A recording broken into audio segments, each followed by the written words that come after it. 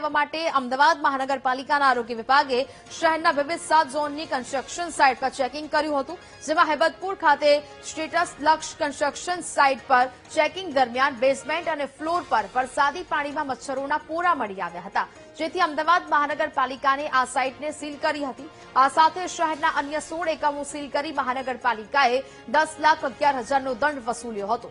નોંધનીય છે કે મહાનગરપાલિકાની ટીમે શહેરની 1000થી વધુ સાઇટ પર ચેકિંગ કર્યું હતું, જેમાં 211 જગ્યા પર મચ્છરોના બ્રીડિંગ મળ્યા હતા। દિવસોમાં આપણે જોયું અમદાવાદ શહેરમાં જે પુષ્કળ પ્રમાણમાં વરસાદ પડ્યો, તો વરસાદ પછી તાત્કાલિક જ જે અમારી આરોગ્યની ટીમ છે એમણે તમામ કન્સ્ટ્રક્શન સાઇટ છે, ઓપન પ્લોટ્સ છે કે કેવી રીતે મોસ્કિટો બ્રીડિંગ ઓછું કરી શકાય એની માટેની કામગીરીનો એક ભાગ કે પ્રાઇવેટ કન્સ્ટ્રક્શન સાઇટ હોય કે ગવર્મેન્ટ કન્સ્ટ્રક્શન સાઇટ હોય, તમામનું અત્યારે સઘન ચેકિંગ હાથ ધરવામાં આવ્યું છે। અત્યારે આપણે થલતેજ વોર્ડમાં છીએ, થલતેજ વોર્ડની પ્રાઇવેટ કન્સ્ટ્રક્શન સાઇટ ચેક કરી છે।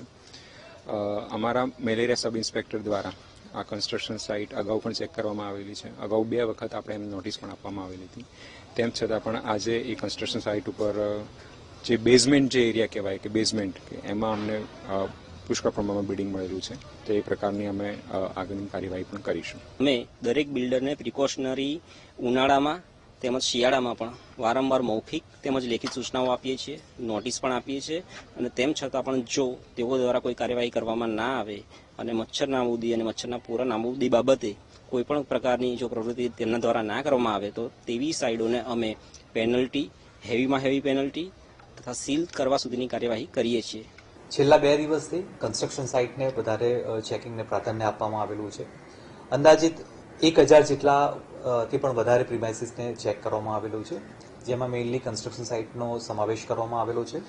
211 જગ્યાએ અમને આ જગ્યાએ બ્રીડિંગ મળેલું હતું, અને આ તમામ જગ્યાએથી 10 લાખથી પણ વધારે વહીવટી ચાર્જ વસૂલ કરવામાં આવેલો છે।